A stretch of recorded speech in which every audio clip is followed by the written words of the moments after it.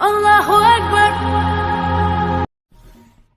آج کا وظیفہ ان سٹوڈنٹس کے لیے ہے، ان طلبہ کے لیے جنہیں ریویژن میں کنسنٹریشن حاصل نہیں ہوتی۔ جب ایگزامز کے لیے ریوائز کرتے ہیں، کتابیں ان کے سامنے ہوتی ہیں، پڑھتے ہیں، کوشش کرتے ہیں کہ کنسنٹریٹ کریں، لیکن 5-10 منٹ کے لیے ریویژن کے لیے بیٹھتے ہیں، پھر توجہ ہٹ جاتی ہے۔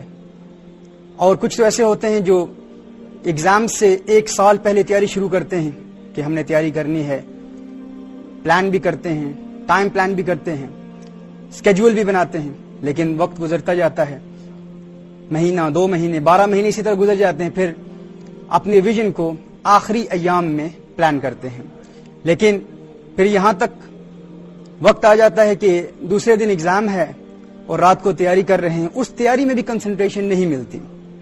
10-15 منٹ کنسنٹریٹ کیا، پھر آگے پیچھے دیکھنا شروع کر دیا، کمرے کی دیواروں کو دیکھ رہے ہیں، کمرے کو دیکھ رہے ہیں، بیٹھے ہوئے ہیں تو کھڑے ہو جاتے ہیں، کھڑے ہوتے ہیں تو چہل قدمی شروع کر دیتے ہیں، پھر تھکاوٹ محسوس ہوتی ہے، تھوڑی دیر آرام کرنے کی کوشش کرتے ہیں کہ ریسٹ کر لیں، شاید مائنڈ فریش ہو جائے، ذہن فریش ہو جائے۔ جب سونے کی کوشش کرتے ہیں تو نیند نہیں آتی، ایگزام کا ڈر بھی ہوتا ہے، اور پھر دوسرے دن ایگزام روم میں سو رہے ہوتے ہیں۔ اور کچھ تو ایسے ہوتے ہیں ناظرین جو کنسنٹریشن تو مل جاتی ہے، کتابیں بھی پڑھ لیتے ہیں، یہاں تک کہ لائبریری کی اکثر کتابیں اس سبجیکٹ پر پڑھ لیتے ہیں، لیکن جب کتابیں پڑھتے ہیں تو انہیں سمجھ کچھ نہیں آتا، یعنی سمجھ میں نہیں آتا کہ میں نے کیا پڑھا ہے، ان کا فہم، ان کا ادراک، ان کا شعور اور کتابوں کی سمجھ اتنی کم ہوتی ہے۔ اور کچھ ایسے ہیں جو سمجھ بھی لیتے ہیں، لیکن جو ہی پڑھائی ختم ہوتی ہے تو وہ سب کچھ ان کے لوح دل سے ختم ہو چکا ہوتا ہے اور زبانی یاد نہیں کر پاتے، یعنی اپنی میموری میں اسے محفوظ نہیں کر پاتے۔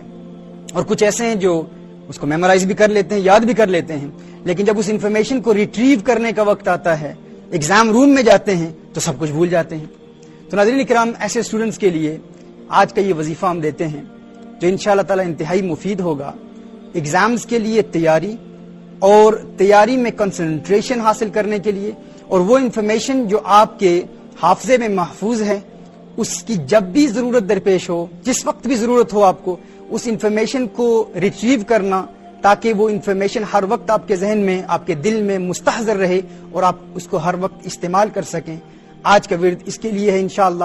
یہ ورد، یہ کلمات تقریباً کچھ نسبتاً ماضی کے اورات سے زیادہ لمبے ہیں، لیکن انشاءاللہ تعالی میں آپ کو یہ 2-3 مرتبہ ان کو پڑھتا ہوں، اور جس طرح میں نے پہلے بھی آپ کو بتایا تھا کہ آپ یوٹیوب پر اور فیس بک پر آپ یہ جتنے بھی لیکچرز ہیں اپلوڈ ہوتے ہیں، آپ ان کو دیکھ سکتے ہیں اور اس سے اس کا مراجعہ کر سکتے ہیں۔ ناظرین کرام، اگر آپ چاہتے ہیں کہ آپ کو کنسنٹریشن ملے، بالخصوص اسٹوڈنٹس کو، تاکہ جو انفارمیشن آپ پڑھ رہے ہوں، ایک تو یہ ہے کہ وہ آپ کے ذہن میں محفوظ ہو جائے، اور جب بھی آپ اس انفارمیشن کو یاد کرنا چاہیں ہر وقت مستحضر رہے، تاکہ جب آپ ایگزام روم میں بیٹھے ہوں اس کم وقت میں آپ نے سوالوں کے جواب لکھنے ہیں وہ آپ فوراً ریٹریو کر سکیں۔ اس کے لیے یہ وظیفہ آپ لکھ لیں۔ پڑھائی کرنے سے قبل، مطالعہ سے قبل رسالت مآب صلی اللہ علیہ وآلہ وسلم کی بارگاہ میں درود و سلام کے گجرے نچھاور کریں۔ سب سے پہلے ابتدا کیجئے درود شریف سے۔ درود شریف کے فوراً بعد بسم اللہ الرحمن الرحیم پڑھیے۔ بسم اللہ الرحمن الرحیم۔ اللہم نور قلبی بعلمک، اللہم نور قلبی بعلمک واشرح صدری بنور معرفتک، واشرح صدری بنور معرفتک واستعمل بدنی بطاعتک وبارک وسلم۔ ایک مرتبہ پھر پڑھ لیتا ہوں۔ بسم اللہ الرحمن الرحیم۔ اللہم نور قلبی بعلمک واشرح صدری بنور معرفتک واستعمل بدنی بطاعتک وبارک وسلم۔ یہ کلمات آپ 7 مرتبہ پڑھ کر اپنے سینے پر دم کر لیں۔ 7 مرتبہ ان کلمات کو پڑھ کر اپنے سینے پر دم کر لیں۔